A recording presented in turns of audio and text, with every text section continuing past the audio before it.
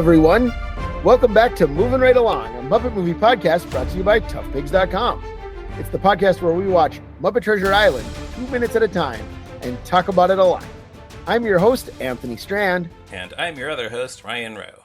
And joining us today, we have a Tough Pigs writer, a good friend, and a return guest. Who are you?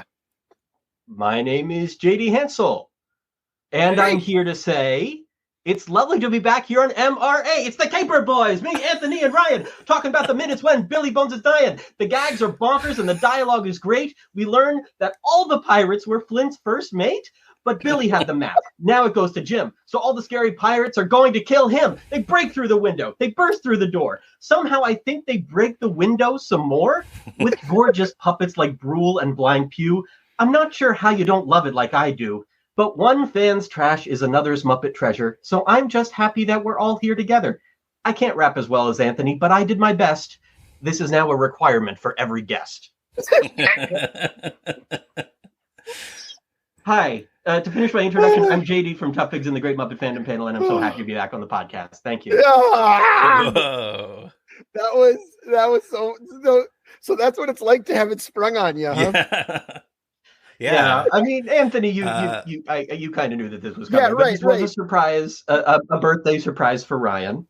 Thank you. Yes, I did. My birthday was recently, but yeah, we should have guessed that this would happen eventually. But I'm delighted by how soon it happened after Anthony's minutes 5 and 6 wrap.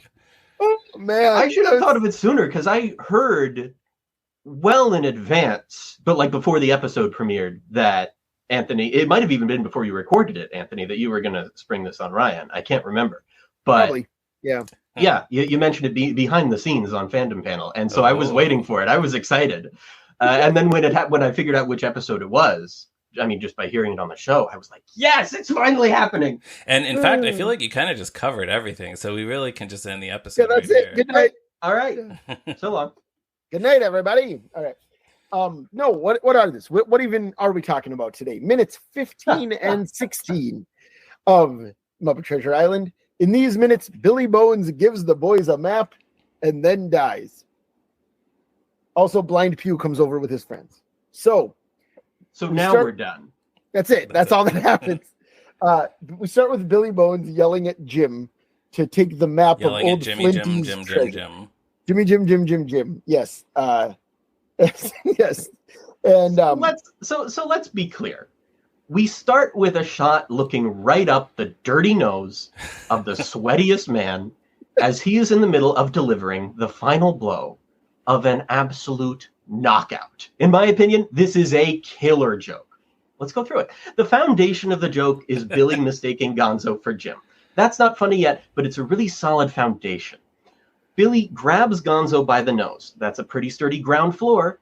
This visibly dying Billy Bones calls to young Hawkins, Jimmy, Jim.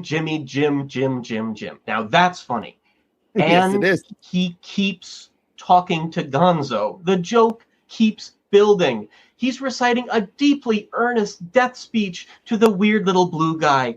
Then Gonzo takes this bit to a whole new level when he says, but I'm not Jimmy, Jim. He's Jimmy, Jim. That's enough for it to be a truly phenomenal Muppet movie joke. That's one of the parts of this movie that everybody quotes. I hear casual Muppet fans with the most minimal interest in Muppets say those words along with the movie, like those dorks who recite the stretching room speech on the Haunted Mansion ride. If it were only easier... Don't do that, by the way. A message to our listeners: don't do that. Do do that. Mansion. Do quote this line along with the movie, but don't quote the stretching room speech along with the elevator. If it were only easier to remember the Jimmy to Jim ratio and the precise ordering of the names, this would have a Princess Bride level of quotability without question. Like the Tower of Babel, the language difficulty is the only thing keeping this monument from reaching the heavens. But then this joke goes even higher, and this is where I come in. Billy Bones turns to Jim and says, Jim, a perfectly executed false ending. Jim says, yes, Captain. And this poor dying man, with only a few words left in him before he shakes off the little mortal coil his mama gave him, tells Jim these words, Jimmy, Jim. And the angels sing. It is the na-nas at the end of Hey Jude, a jocular climax that makes every mistake the Muppets ever made before or since feel almost worth it. It's the case for comedy. It's the case for cinema. It's the case for humanity. The end. Here's the thing.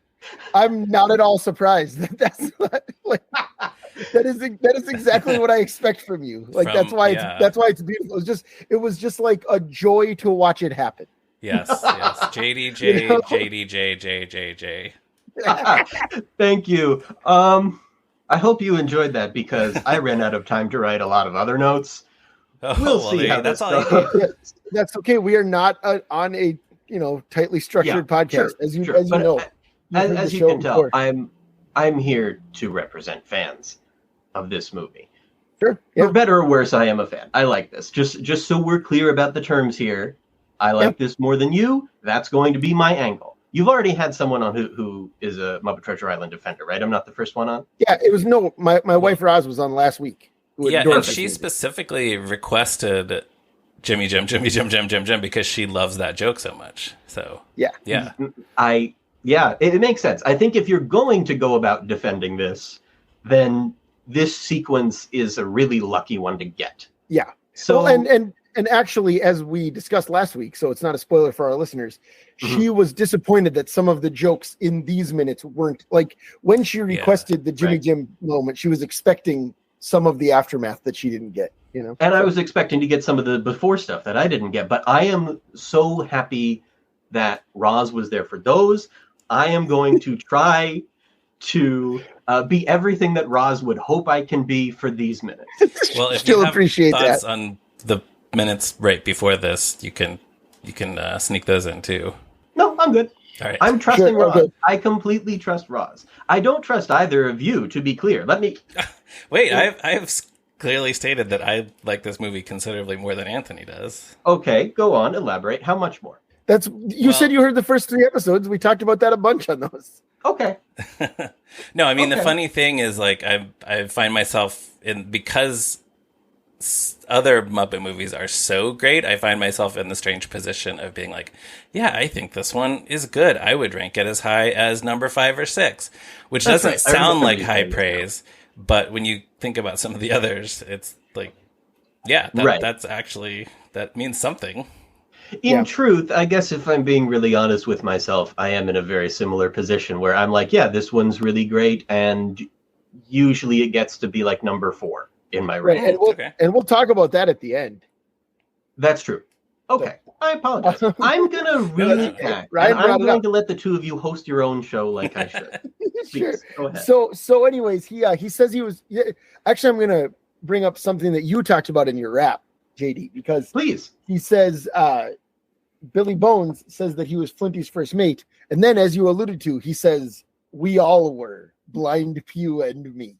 Mm-hmm. He doesn't say we all were in the crew. He says, I was Flinty's first mate. We all were. Mm-hmm. So, like, he's dying and delirious. So we can cut him some slack, I think.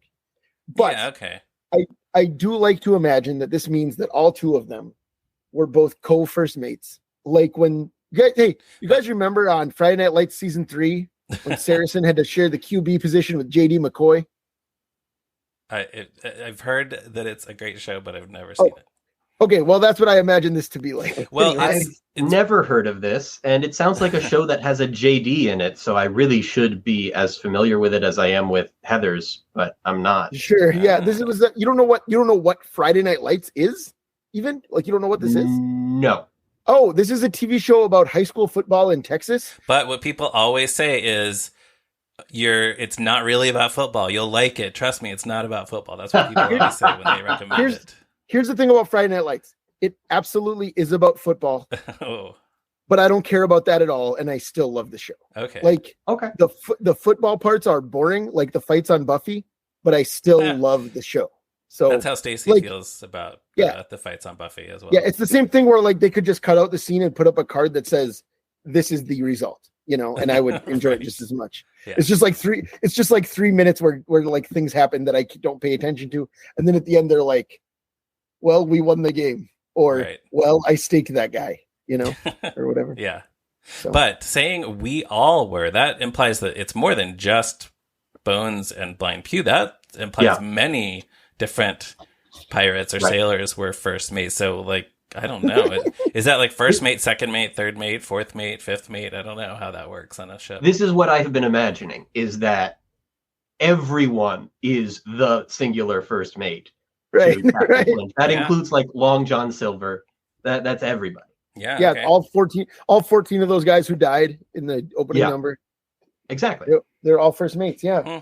Now, the book clarifies that Long John was the quartermaster on the crew at some point, somewhere in there, I think, which is interesting because I didn't know what he was before he was a cook. Before I started reading this book. Crew.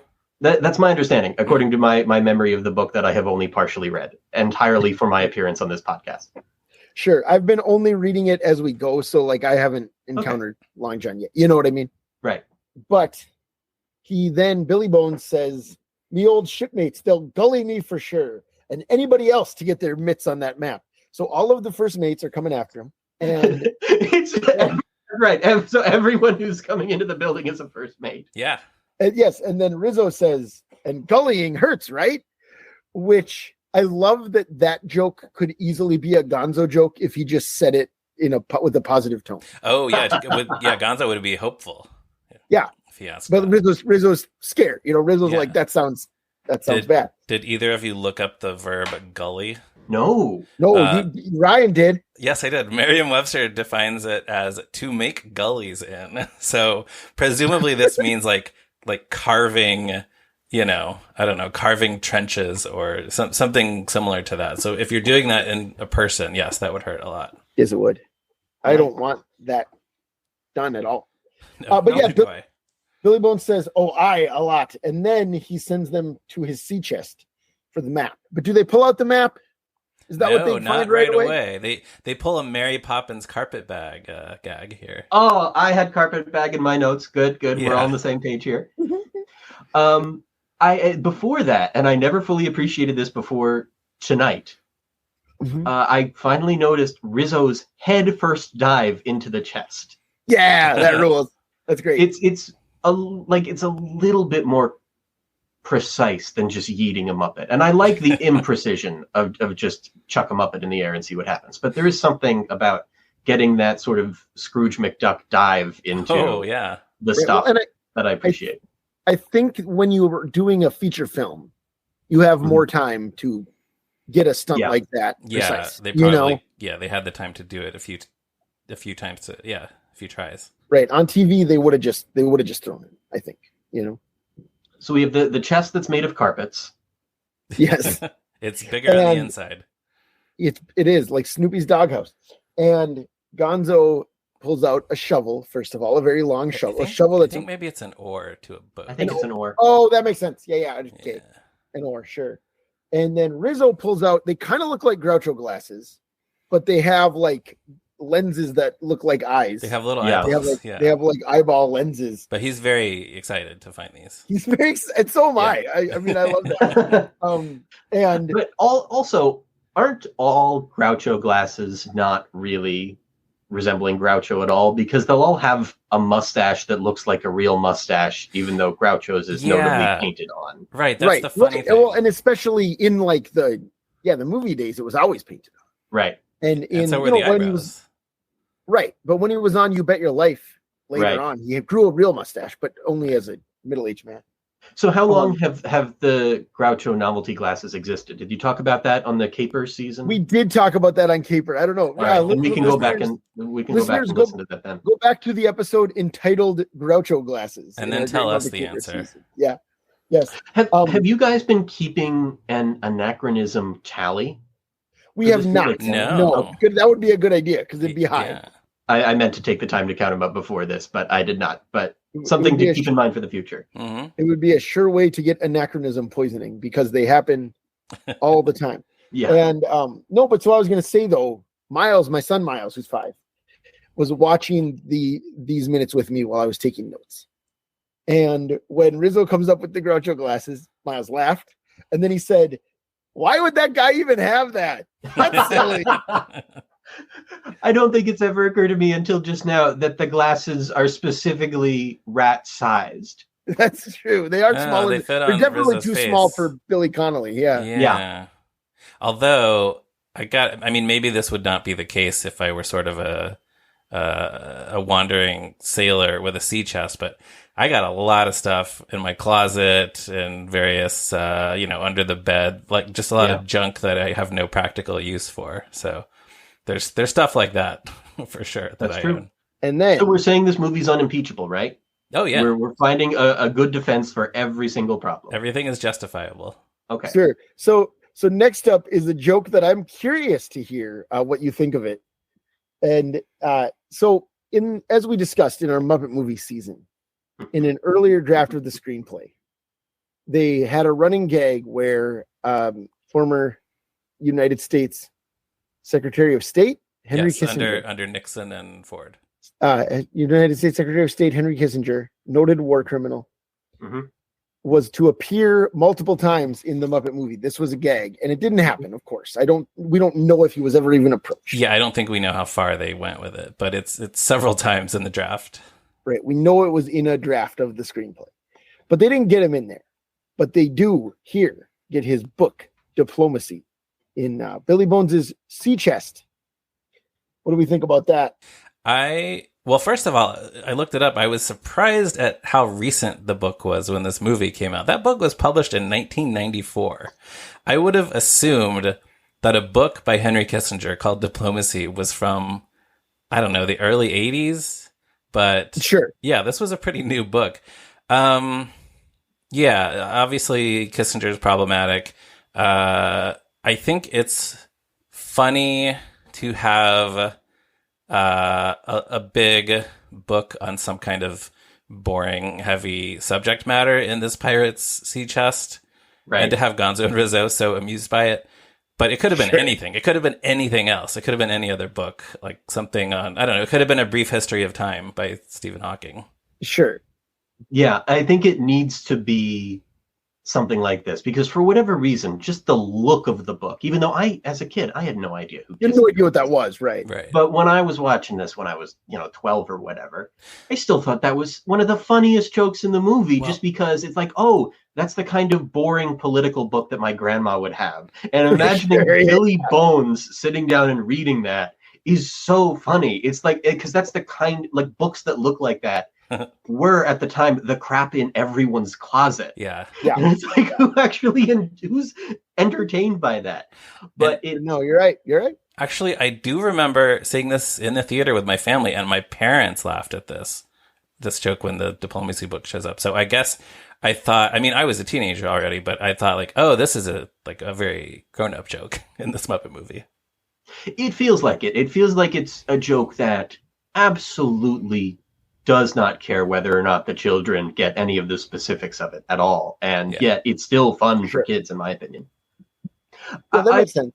Did you hear the part of the Brian Henson commentary about this, the old commentary shop? Yeah. Do you want to go over that? I don't think I took notes on it. Oh, so okay. If you have notes on it. I do. Yes, this is from, you already said this is from the DVD commentary by Brian Henson. So Alex Rockwell was an employee of Jim Henson Productions at the time this movie was made, and Henry Kissinger was her father-in-law. So, yeah, how about that?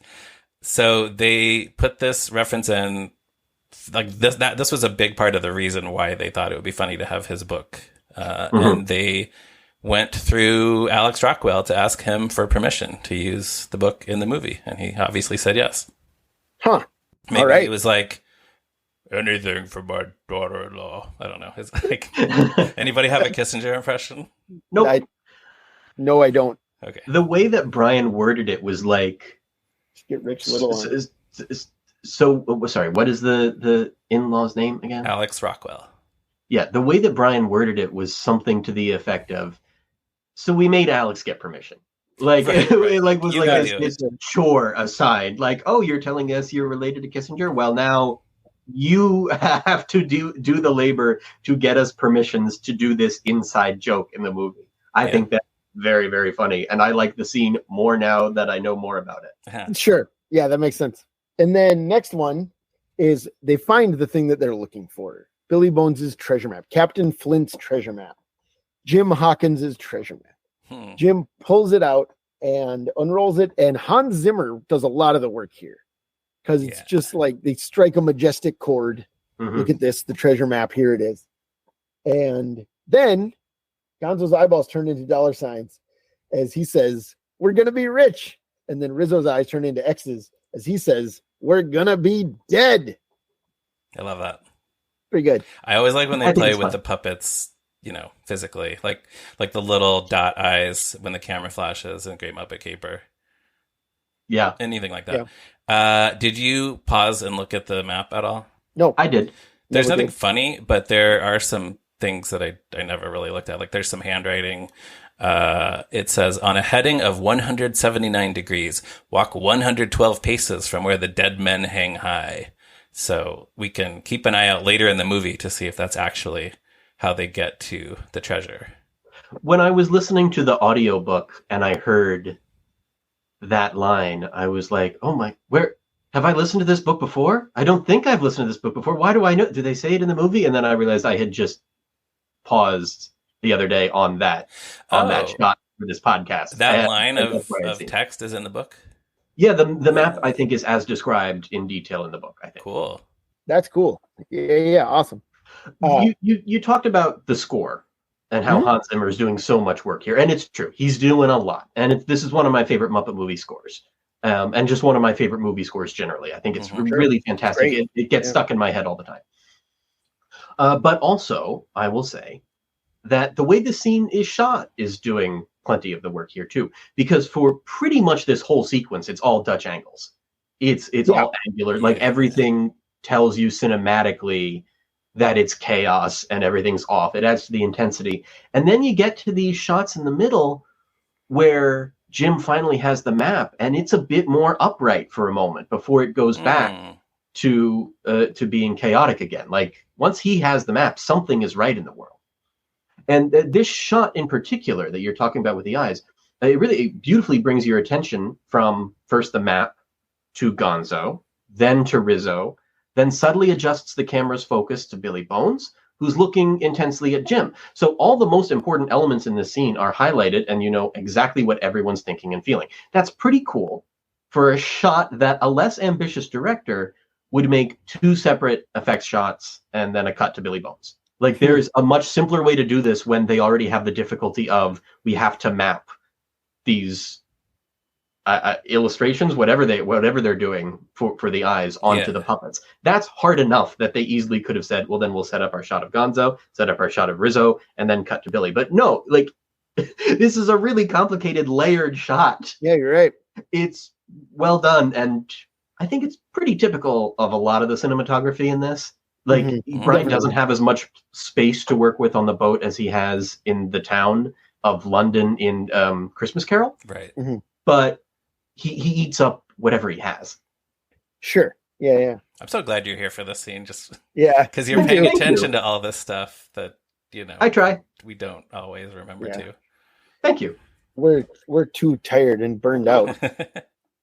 Speaking of episode 8. Episode 8. Yeah, I just no, but this is season 5. Right, that's right. It's episode a billion. Yeah, you've been doing the show since 2017. We've been doing the show since 2017. Yeah, but you know who's real tired? Billy Bones. But he gets a burst of energy, and he says, "Beware!" And they ask the one-legged man, and he says, "I, but also running with scissors or any other pointy objects. It's all good fun until somebody loses an eye."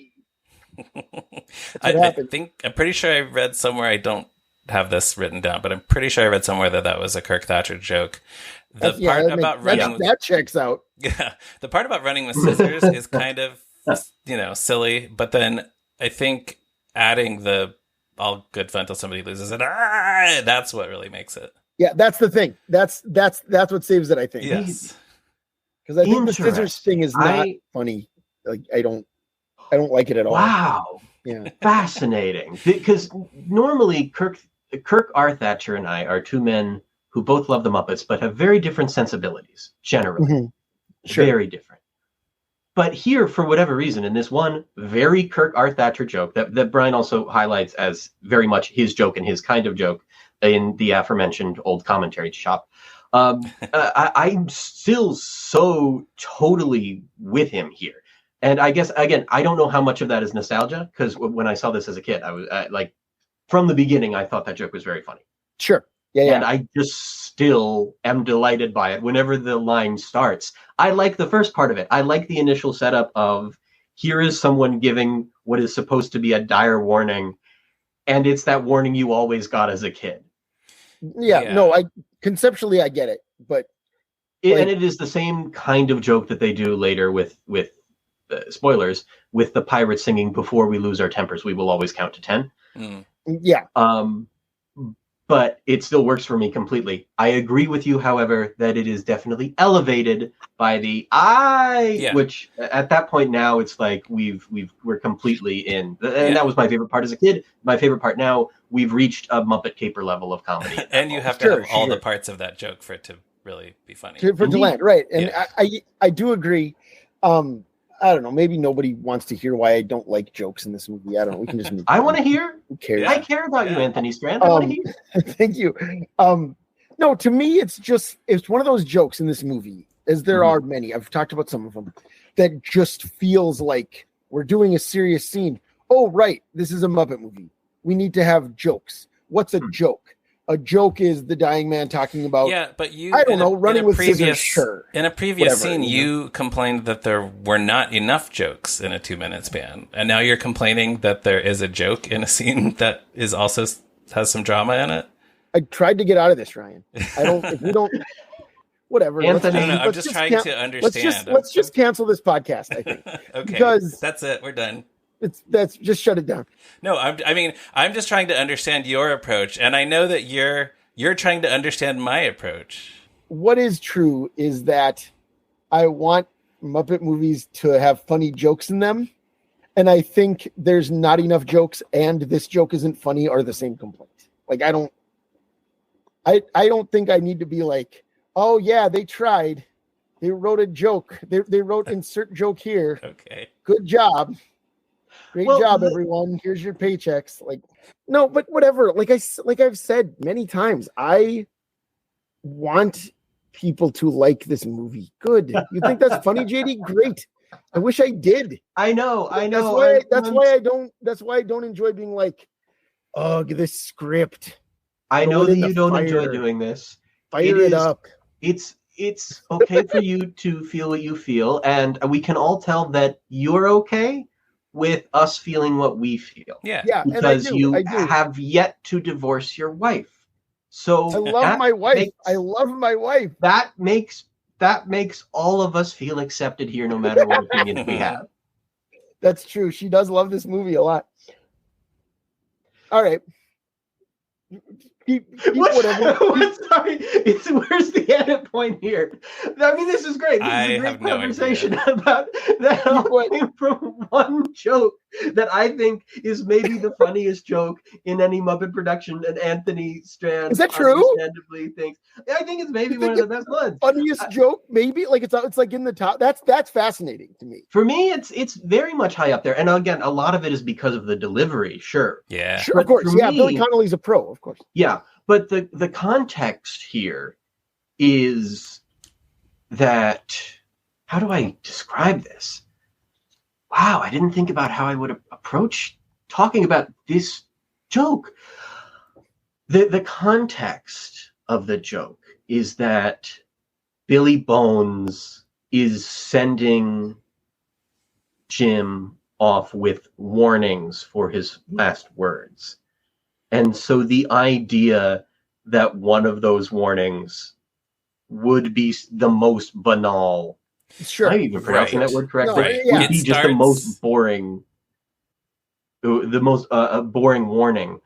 I think it's pretty solid. It starts with a matter of life and death that no one no one would ever hear in their life to be aware of a one-legged pirate who's going to kill them. Mm-hmm. And then it's followed up by this boring thing that we've all heard so many times in our childhood. And it also, like, it undermines the warning itself in a way, where if you've heard that a bunch as a kid, seeing a movie joke about it, certainly when you were 13, and again, I can't tell how much of me loving this joke is me remembering 13-year-old me loving it, and how much so of much of any of this, any of us with movies, Muppets. Yeah. You know, yeah. But what was I even going to say? I don't know, but yeah, I think you're onto something, because I think this whole sequence, like from the moment Blind Pew shows up until the inn is on fire, I think this whole sequence does a really good job of balancing the urgency and the danger of this like adventure story stuff with the comedy and throwing in jokes and having silly things happen. Yeah. There's a way to do a very, very random joke to interrupt an otherwise intense scene just for the sake of having a joke that we see in other Muppet movies that we love, and in scenes in those that we love, like in the Muppet Christmas Carol when the rats suddenly do "This Is My Island in the Sun." Mm-hmm. Right. I mean, it's technically set up and it is connected to the narrative, but this is a part of a death sequence that has a certain tone and helps maintain the overall tone of the death scene, which is like nothing in this scene is actually heavy. The entire time, it's the whole thing is, for me, an up. Even as this guy we like is dying, for me, there's no moment where it's like, oh, I hope there are some jokes so I don't feel so sad or scared. Like the whole, like, it's funny that he dies in such a trivial way. Yeah. That to me is like, that's how they're going to kill a character in a Muppet movie? Yeah. Really? That way? Yeah. Holy cow. And it's all part of the thing that this movie is doing over and over again. And it's first really all throughout but certainly in the beginning, of clarifying that this movie is not for little kids. Or it is for little kids, sort of, but like it's not Sesame Street Treasure Island. It's very clear that it's not Sesame Street Treasure Island. And part of that means that even though plenty of other kids' movies have death, they don't do it like this. They don't introduce a character who we seem somewhat sympathetic to, who then has a comedic death, who has 2 comedic deaths within a few seconds. Yeah. It's true. Like he's just this guy's kicked off like it's nothing. And yet not in a way that and yet it doesn't feel like the way that am I going to be a cynical man talking about superhero movies and why I don't like them anymore? Please. I think I am. It's not like the way that superhero movies now will just so casually kick off characters and make it into jokes when they die and think it's funny. I'm like, oh, that's cynical. That the empathetic part of me hurts a little bit, and I don't like how cynical that is. Here, it's just entirely a thrill because it's such a theatrical performance. It's someone performing. You come out of this knowing that when they call cut, Billy Connolly gets to take a bow and the whole crew is going to clap. It feels very theatrical and like you're in on the fun of it. Again, I don't know how much of this is when I was young, I desperately wanted a Muppet movie to clarify and underline for any of my teenage friends I might show it to that this is not Sesame Street Treasure Island and that the Muppets are dark and a little edgier and they'll kill off a character in a funny way. Because that's the thing. I think it does still, you still buy that this is a serious moment for the characters in the movie, even though you know that there's some levity around the corner. Yeah. How much of this is usable? You've given us a lot to think about. No, this is all going in. I think it's all good. I think all of it. I think keep all that stuff I said earlier too. I really do. From what I'm thinking about it. This is going to be a long show. Okay, go on. Well, this is as good a time as any to. We alluded to this the other episode, a few episodes ago. Billy Connolly has said in interviews that he is the only human to die in a Muppet movie, something to that effect. I haven't been able to think of any other examples. I don't know if either of you can think of any, but this is where it happens. So I just wanted to bring it up again. Yeah, I know. I mean, we talked that other episode about. There were some Muppets who have been dead on screen, but I don't think any human characters.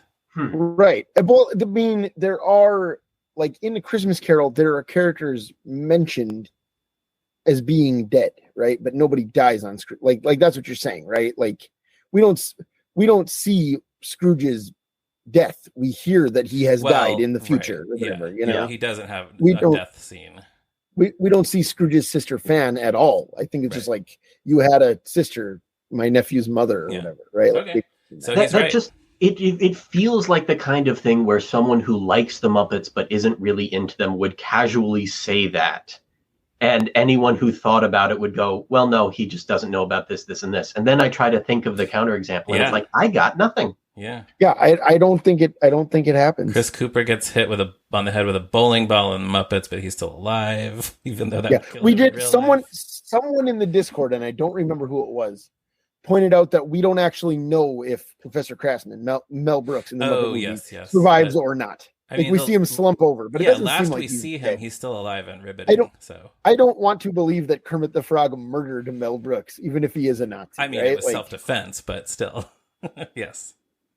That was a glorious exchange that the two of you just had. I look forward to listening to that again. Okay. The exact words that were just spoken within the past 30 seconds.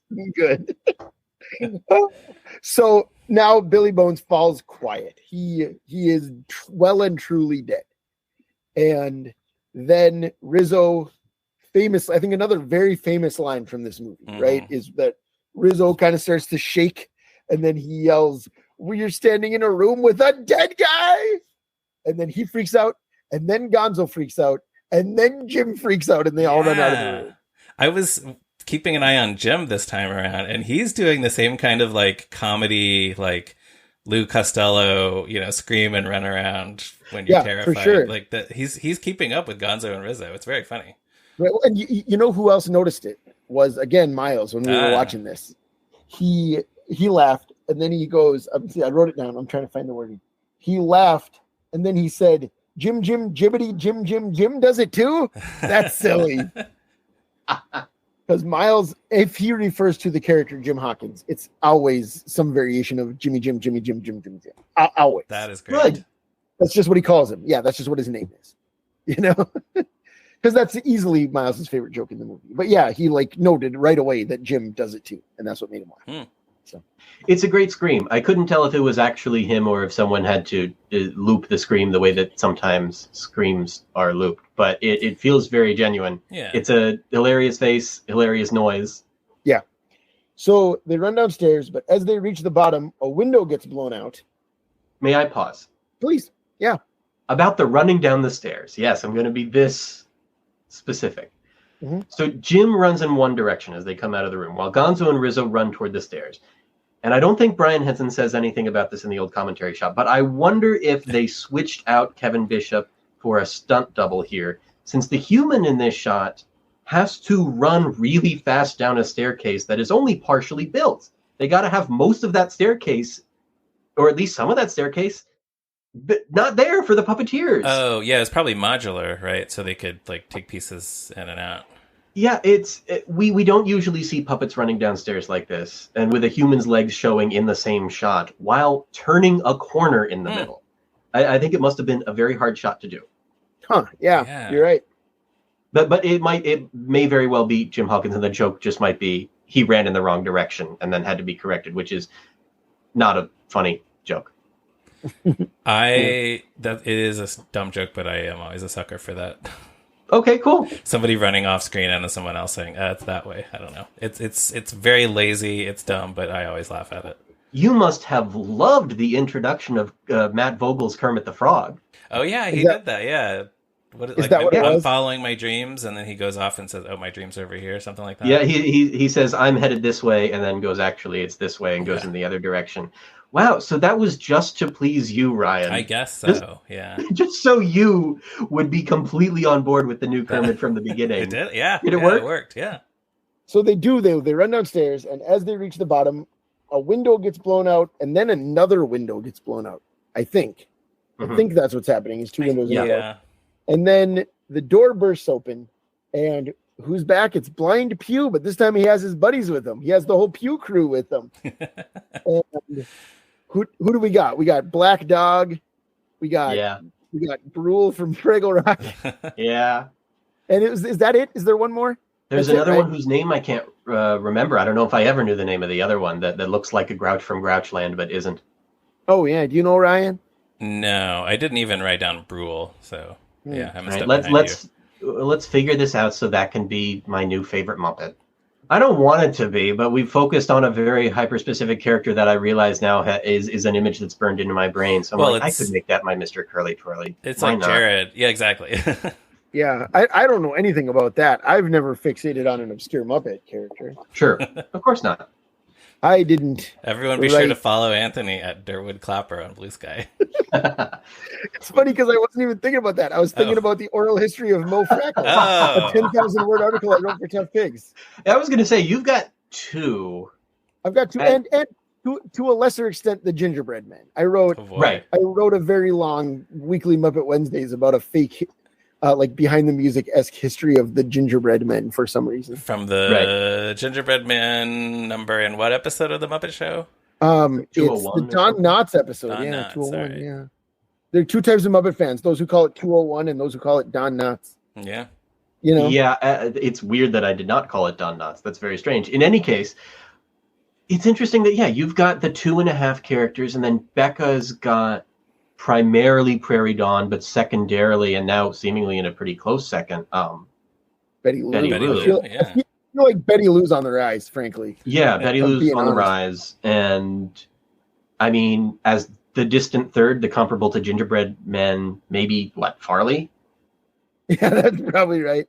All right, so now I'm looking at a page called Pirates at the Admiral Benbow Inn. Oh, good. So let's see. I'm so glad. Although, does that count? Well, yeah, I guess it would count all the pirates who are inside the inn at any given time. Let's see. And it's not Old Joe. Do we think it's Old Joe? It says Old Joe is one of the inn members. Looks like him. Could easily be, right? Without all his giant spider legs. Yeah. Might be. Oh, yeah. That's probably right. So Old Joe, the guy who's like buying and selling Scrooge's belongings in Muppet Christmas Carol. Muppet Christmas Carol, yes. So that's who it is. We got Black. Yeah, I'm not going to commit to caring about Old Joe. Yeah, that's fine. Yeah, this is not his primary role. No. What I will commit to, this is the worst decision I've ever made, but I am going to tell you, I do kind of love Blind Pew. I'm so sorry. I'm so sorry. Why would you be sorry about that? Well, because Blind Pew is just a deeply cursed, super problematic character in this, I think. I mean, it's just like extremely ableist, you mean? Sure. Yes.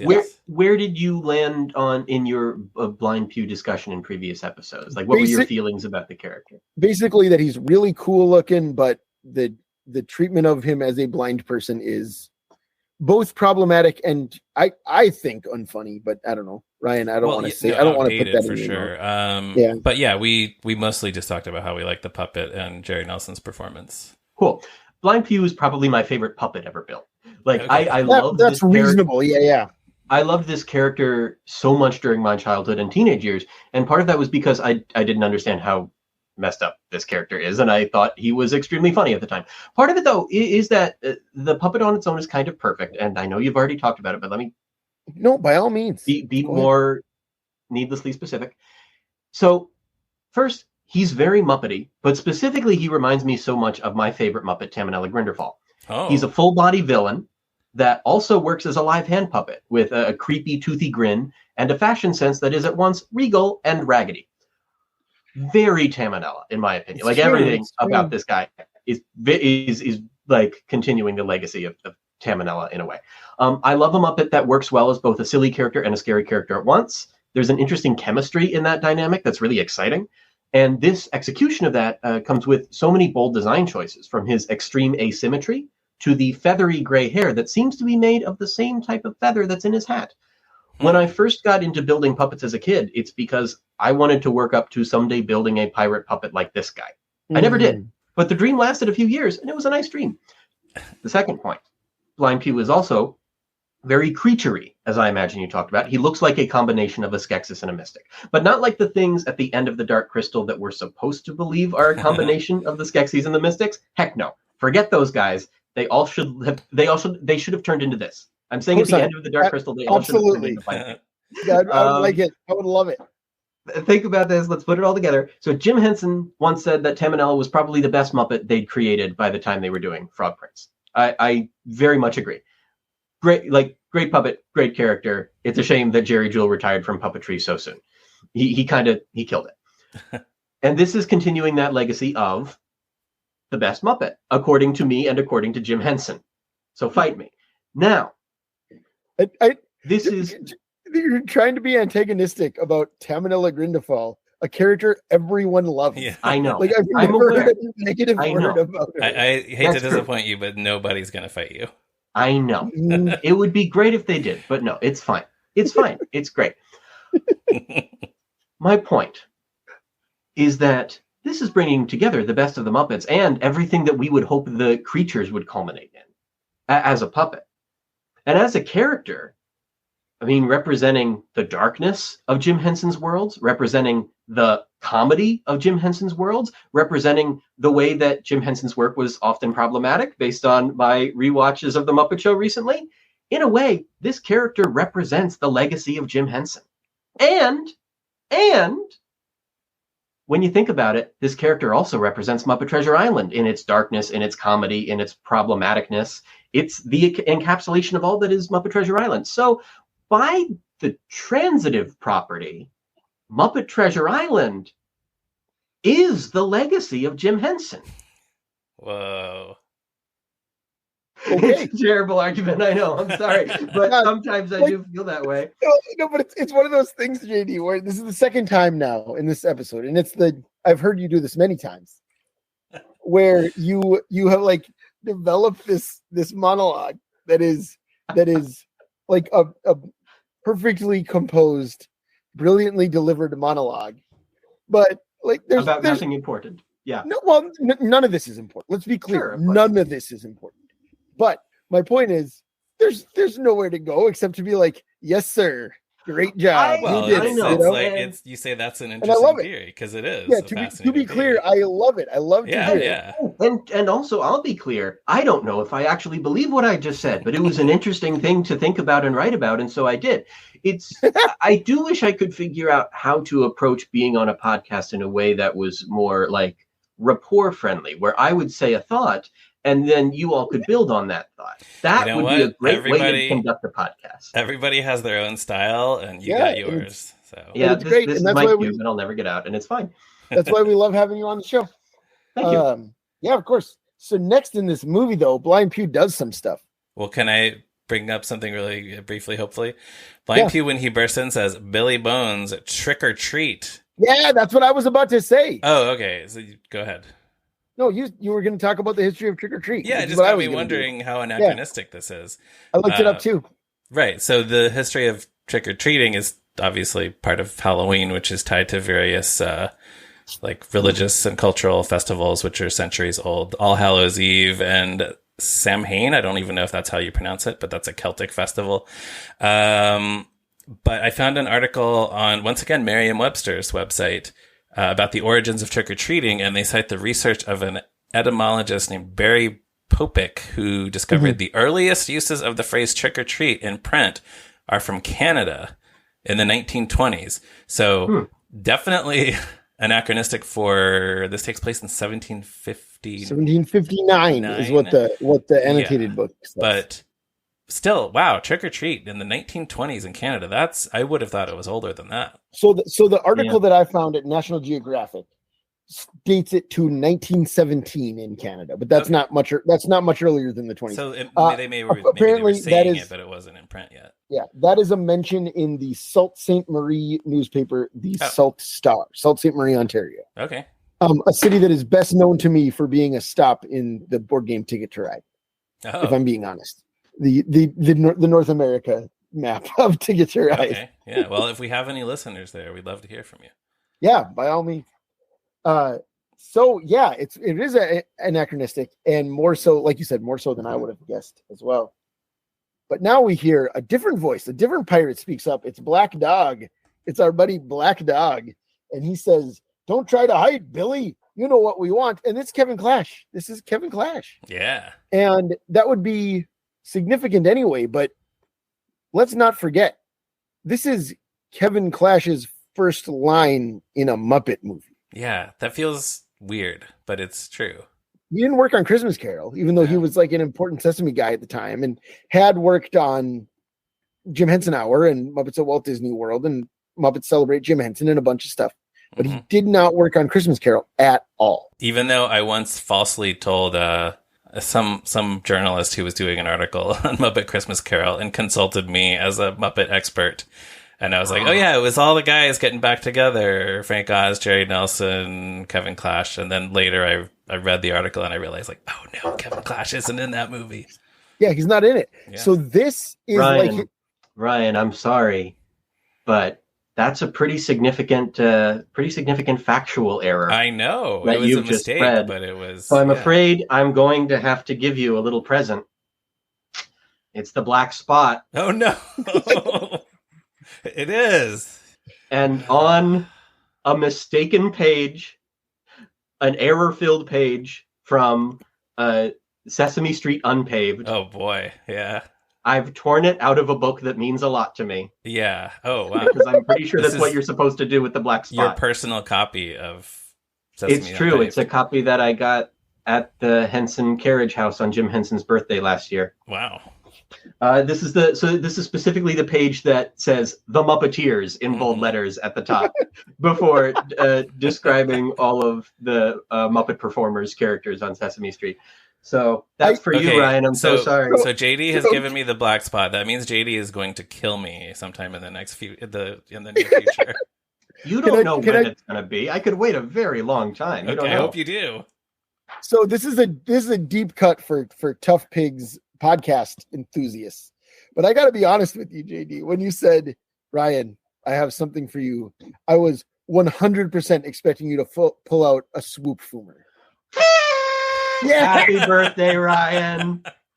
Oh boy.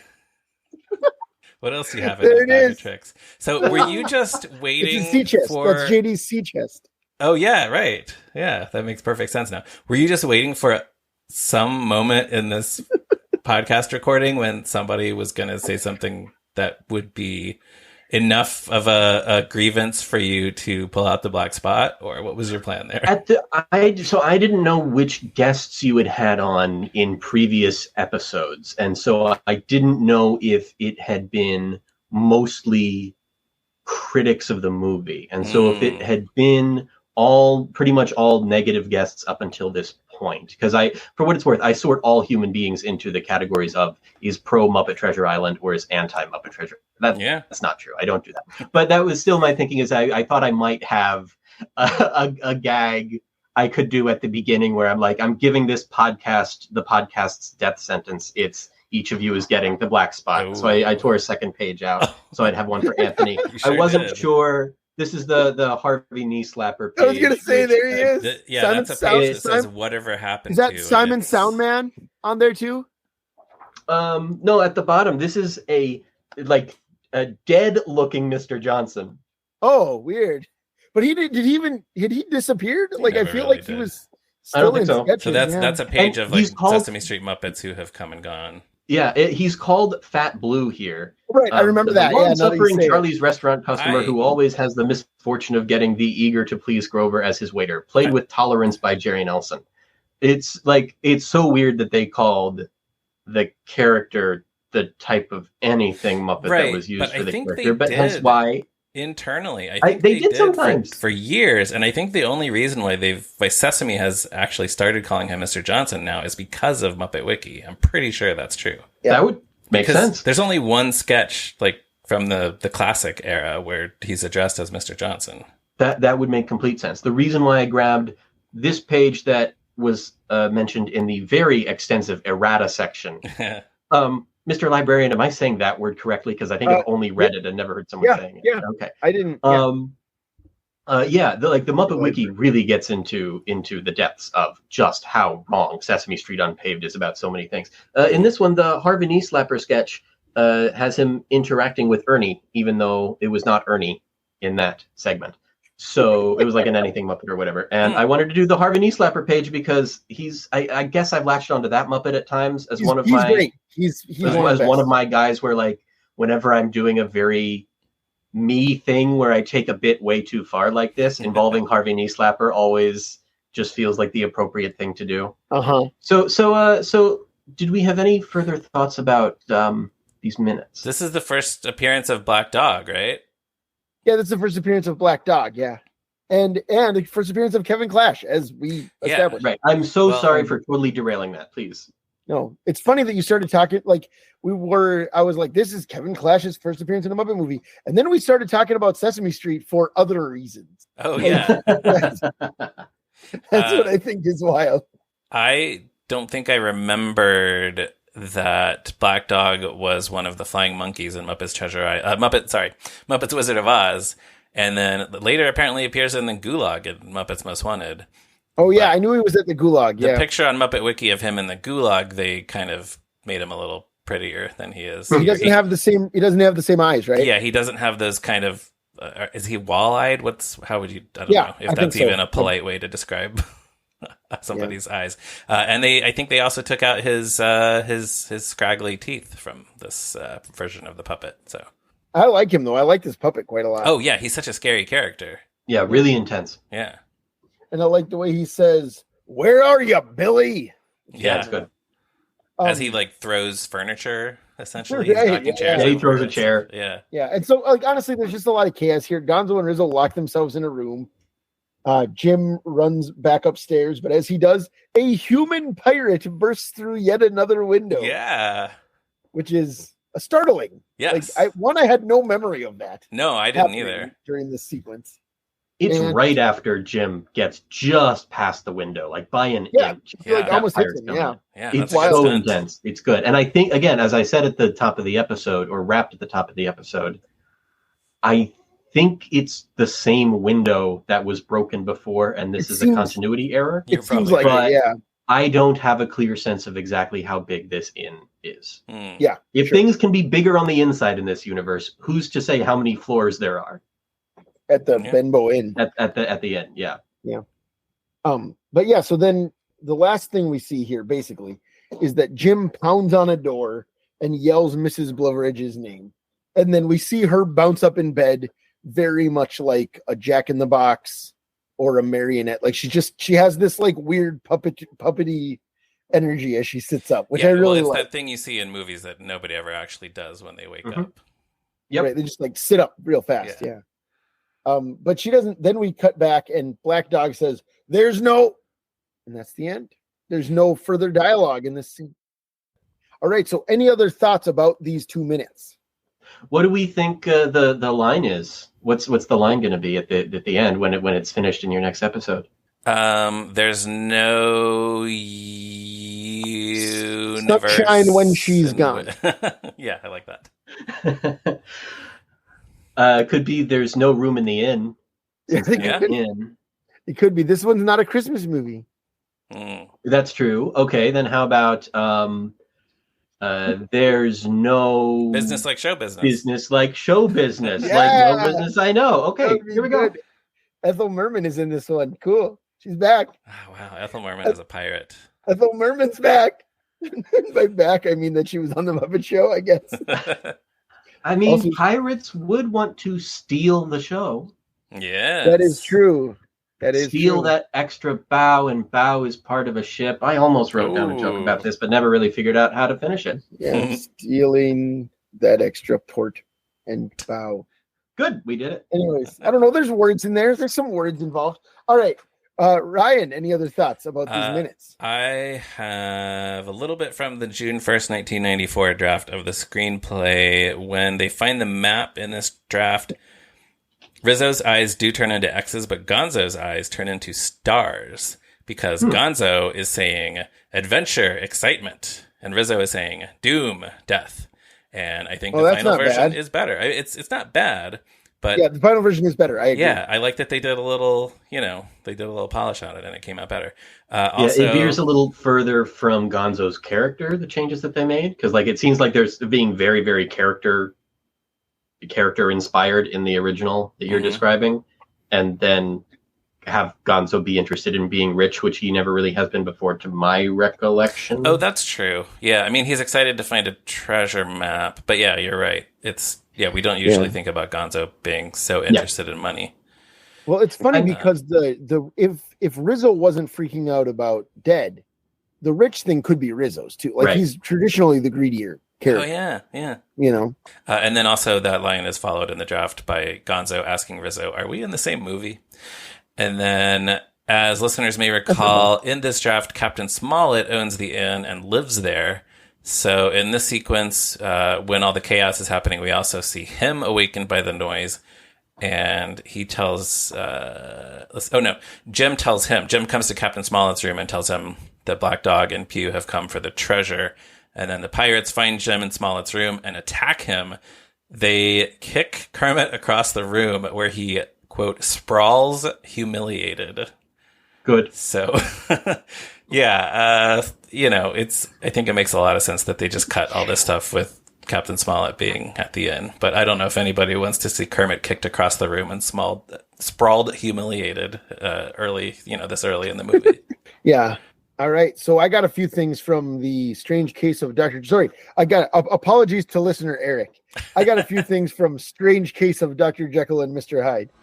Because Eric pointed out that the title of the book does not have "the" in the title of it. The book is entitled "Strange Case of Dr. Jekyll and Mr. Hyde." I'll be honest. I have been thinking of it for this whole season, rightly or wrongly, and this is terrible, as the old curiosity shop. I'm sorry. No, that's pretty good. But it's one of those things where can I adjust?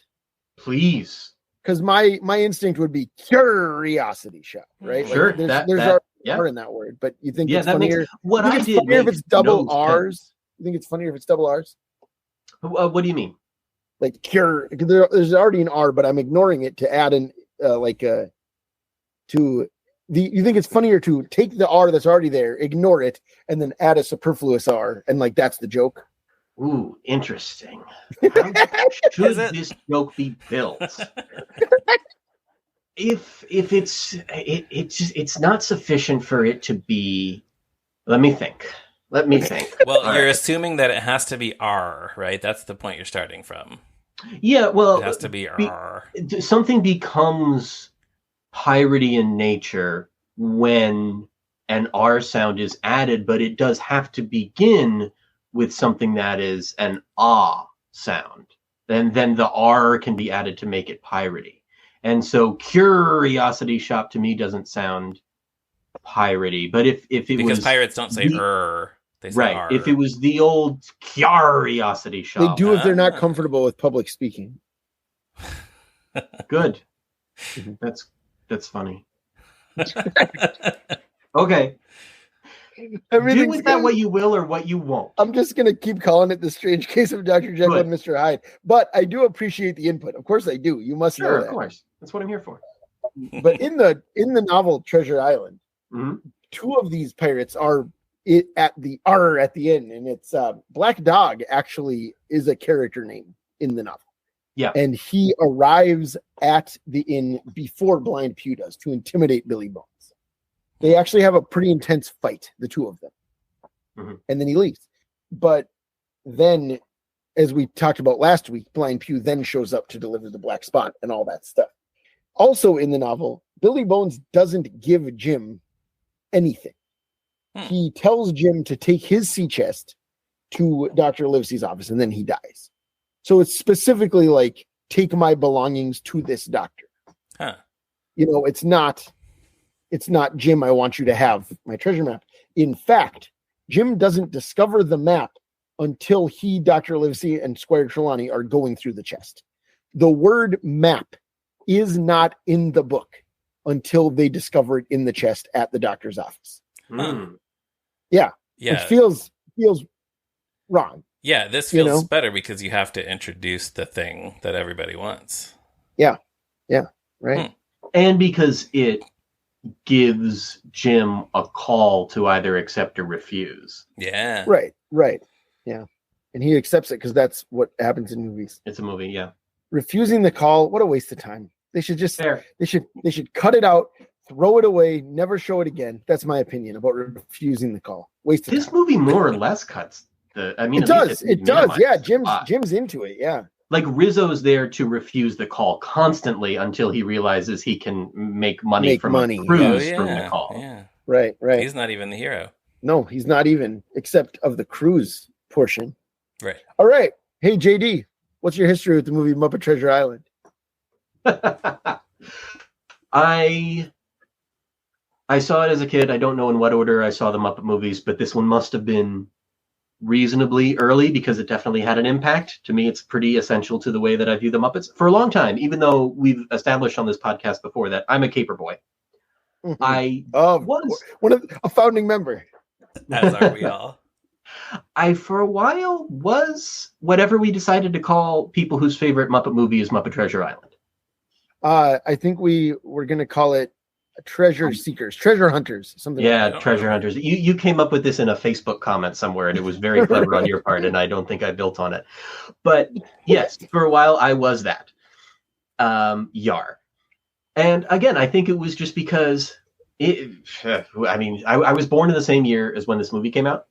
And at that time, other people my age would have only associated the Muppets with Elmo. That was it.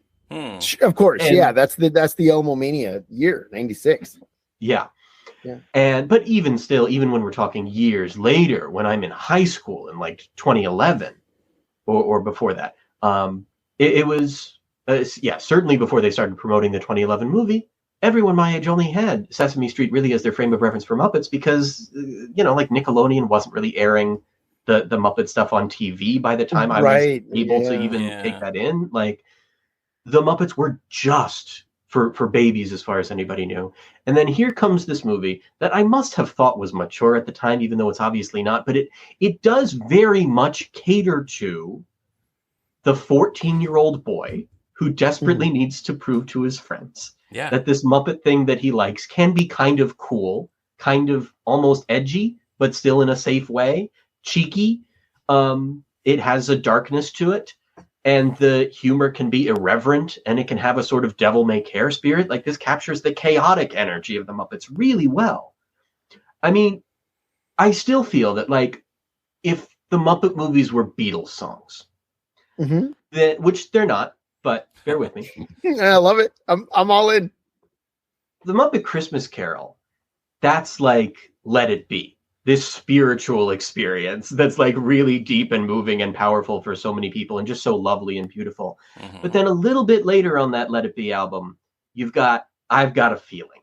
And that for me, I think, is Muppet Treasure Island, where it's like, it's high energy. It's rambunctious and irreverent. It's rocking back and forth like a ship at sea as everybody's wailing. Everybody had a hard year. Everybody had a good time. Everybody had a big blue wet thing. It's a blast. It's like, it's a really, I don't know if we can do a joke that blue on this podcast. I think that's fine. Yes. I don't know that we want to say the original lyric on this podcast. No. But now, for once, you're happy that someone said the words big blue wet thing. How do you like that? I think that it's like a very high and I'm broken because Anthony's broken. It's a very high energy, rollicking good time. And now that I'm older and I don't need to prove my manhood or whatever, like, I'm fine with liking other Muppet movies instead, even if they're cuter. But in that moment in my life, it was nice that Kirk Thatcher was determined to make a movie that said, even though he didn't direct it, like he wrote this to be like, the Muppets are not cute. That's kind of his thing, is the Muppets are not cute. They're a wild comedy team, a Python-esque thing. And I'm with it. I'm here for it. I like that it's not Elmo Treasure Island. I want to see Elmo Treasure Island out of curiosity, but I like that it's this still. As I've been going through the book for the first time in my life, it's interesting to see how it presents an interesting choice to Jim that is handled differently in the book, but that I think I felt just watching the movie, right? On the surface, this movie takes something that someone like me, in part for gender reasons, because I was a teenage boy, I felt like I was not supposed to like cute things. And I still have some fundamental distrust of cuteness over how much we love cute things, even when they inconvenience us, like the cat that Ryan is holding right now that nearly has its tail on the microphone. He's very cute, but he can be very inconvenient. That is true.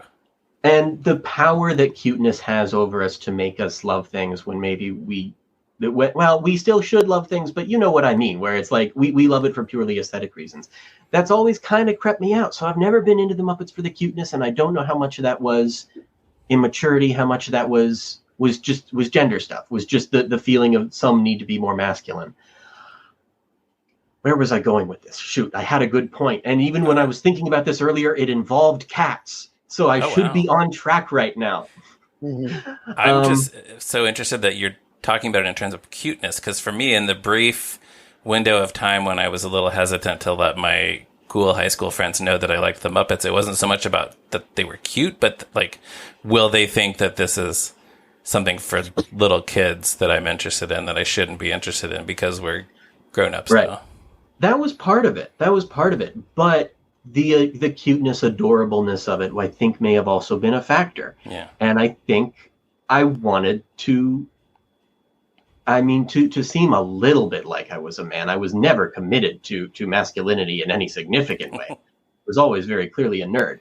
But still, I do think that becomes part of how someone at that age often approaches Muppets. Or maybe it was just me. I don't know. Maybe it was just my anxiety. But then you get this movie that it presents itself as, we're here to be this rough and tough, manly, masculine movie that's making wild, irreverent jokes. That's got characters dying at the beginning, and it's funny. And like, this isn't a sentimental Muppet movie, or it is at times, but it wraps it in a lot of hard edges. Mm-hmm.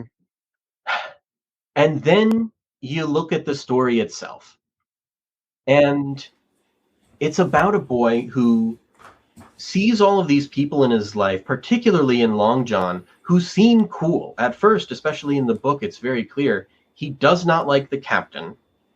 Not because the captain's portrayed as angry in the book. He's not. But he's strict. He's stern. He just wants things done correctly and properly to keep everybody safe, even though he's not friendly about it. And then there's the very friendly Long John, who's very personal and is cool and is awesome. And all these, the cooler, more fun people seem awesome. And he finds over the course of the story that he'd rather be like the people who care about keeping people safe than be with the people who are cool. And even be with the people who seem less friendly, but actually care about people, than be with the people who present themselves in the way that's socially acceptably read as nice, but are actually not caring about others. So there's an interesting critique of notions about nice guys somewhere in this story. And so much more here about gender that I never totally was able to work out. But it's toying with gender and masculinity throughout the story in a way that I think is clever and critical at times. And I have come to read it in so many different ways over time. I am mildly terrified of how much any readings I have developed will be completely undermined by all of Becca's readings, which are probably more important and more valuable. I know what's coming in this show. I kind of look forward to it. But yeah, I think I look forward to getting into that in the Discord. All right. Awesome. I did not put that nearly as well as I meant to, but that's how I feel every week. So the last question is, as you teased earlier, where do you rank it among the Muppet movies?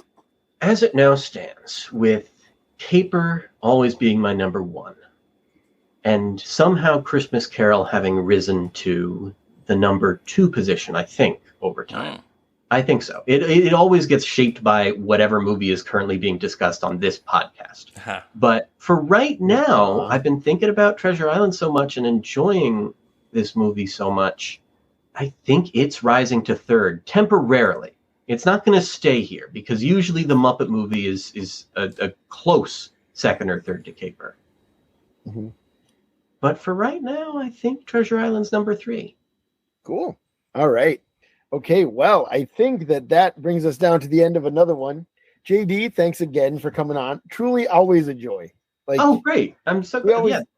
We always Thank have you so much for having me. Great conversations. I love talking to you. Yes, I think I speak for us both when I say that. Yep. Thank you. But it means a lot. Of course. But listeners, we will be back next week with another episode. And in the meantime, you can always check out toughpigs.com on the internet, Facebook, X, I guess. Beluski, wherever. I don't know. We're around, man. Yeah, we're just sailing the high seas, I guess, or something like that. I don't know. Big blue. If you open up some dead guy's chest, regardless of canonically whether you have been given permission to or not, you will find a map. And if you follow that map, it will take you to toughpigs.com. Yes, that is correct. You can email us directly at movingrightalong@toughpigs.com. You can subscribe to Tough Pigs Patreon. We would appreciate that as always. You can follow Ryan on Blue Sky at me, Ryan Rowe. You can follow me on Blue Sky at Durwood Clapper. You can follow Ryan on Letterboxd at Movies Are Neat. And you can follow me, Anthony, on Letterboxd at Zeppo Marxist. JD, where can the listeners find you and or your musings on the internet? You can find my writing at toughpigs.com and the podcast, The Great Muppet Fandom Panel, which Anthony was on within the past few months at the time when you're hearing this, but probably still the most recent episode. What a fun time. Anthony, that was so fun. To finally get you on it was so fun to do. What a joy. Great episode. Thank you. Thank you, Ryan. It was all about that last question because I was wondering how we were going to talk about it before I got the message from Matthew saying, I want to ask about this subject that's maybe a little heavier than you usually do. And I'm like, oh, someone else is coming to me with the stuff that I want to discuss, the really difficult conversations. Oh, it was great. And to find out what that question was, everyone should check out the Great Muppet Fandom Panel on Muppet Fan Podcasts with toughpigs.com. That's right. Yes. And I'm also around at JD11PC on Twitter and Instagram and others. I can't remember what I am on Bluesky. I might be the same thing, but I've started using JD Hansel on places like Discord. I'm around. Sure. Yeah. And of course, we didn't even plug it. Come to the Tough Pigs Discord and talk about the podcast. We've been having some really good conversations on it. Yeah, it's been great. Yeah. Lately. It's gone really well. So yeah, come join us there. We'd love to hear your thoughts. Thank you as always to Morgan Davy for designing our beautiful logo.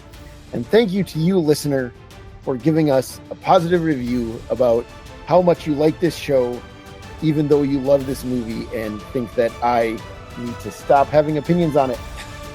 We'll be back next week for more of that on Moving Right Along. Goodbye. We're in a room with a dead guy.